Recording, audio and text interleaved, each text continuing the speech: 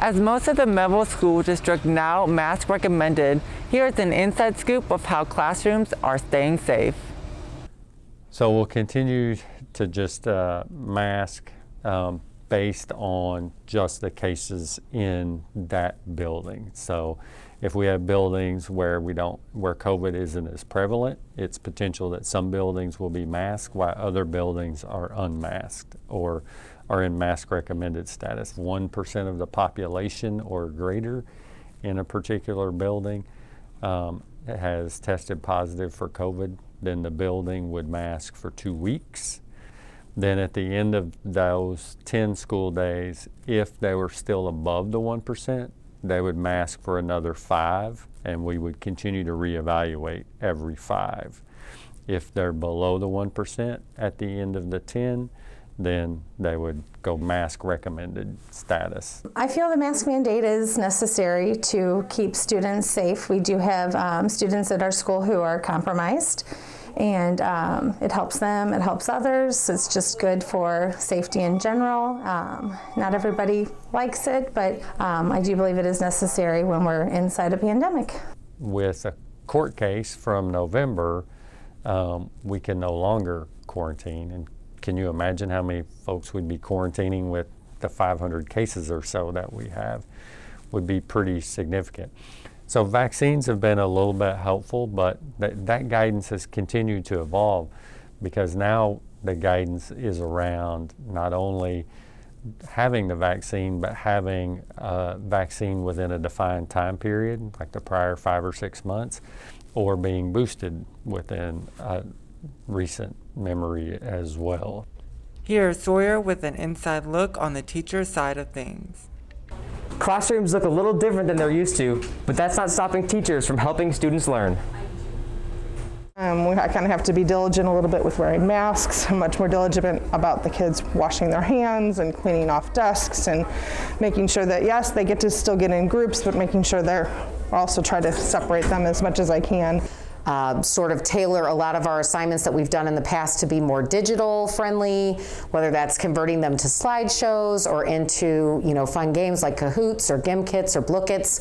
And it's definitely made us look at the kids in a little bit different way as far as expectations, knowing that they have a lot more challenges besides just academics coming at them during this pandemic. Basically, every time I have to plan a lesson, I come up with an alternative and try to think how that would translate online if we were to come at any sort of point, as well as taking extra safety measures, especially with playing wind instruments. Let's see how students are staying safe.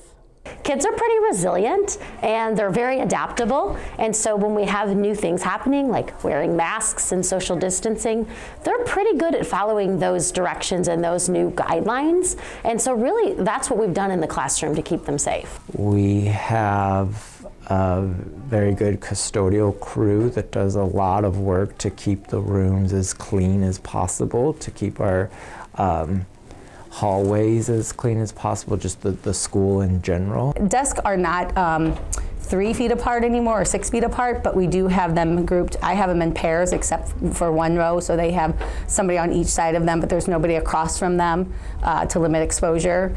Just respiratory etiquette, cleaning your hands, and staying away from others if you feel ill.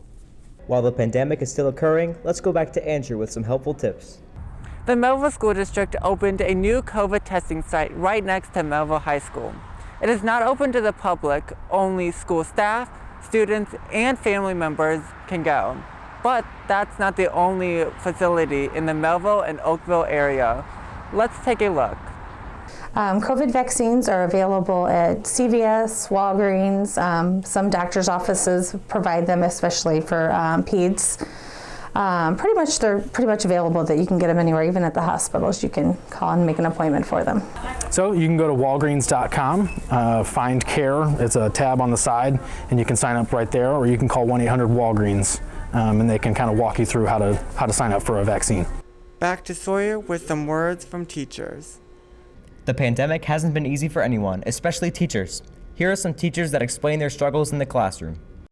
Just trying to make sure they're still socially distancing when possible, cleaning between classes, making sure there's lots of hand sanitizer out and Clorox wipes, and just sort of meeting them at their comfort levels, and really just monitoring mask, wearing, and just making them know that, like, when they're here at school, they're safe, it's clean, and that we are here to help them not only from the physical safeness, but also the emotional and mental safeness as well. We come from all various backgrounds and various home lives, and school is like a super safe place. And so when we were virtual last school year, that was a lot for teachers, because we feel for kids who may not have a great home life at home, where school is their safe place. But now that we're more so back in person, just being together has impacted teaching immensely. And the struggle side is where it's like we just hope we can do this all the time, like how before COVID times, how it was. I think the hard part is being able to do some of our field trips and activities, giving those kids those out of building experiences that we normally do. We haven't been able to do those yet, so I'm looking forward to hopefully in the spring or hopefully next fall getting back to that. Other than that, I feel like we're still in school mode and we're doing everything that we normally do. I've only had perfect attendance maybe 3 times all year, whether that be COVID related or other things related. I mean, that is a huge thing, and trying to keep on track of what that is. I think the biggest struggle for me is that I'm really passionate about my job and I love the kids. And when I say I love the kids, it's why I come here every day.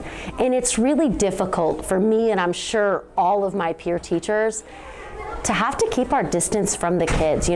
Sometimes a kid needs a hug, as we all do, right? And to have to guard yourself from that is super difficult. In learning also to teach in a way I've never taught. So for 21 years, I've taught a certain way, and I've had to pivot pretty swiftly and teach in a different way and learn new things. I'm Andrew Blanchett. And I'm Sawyer Bess. And we're with Channel 97 News.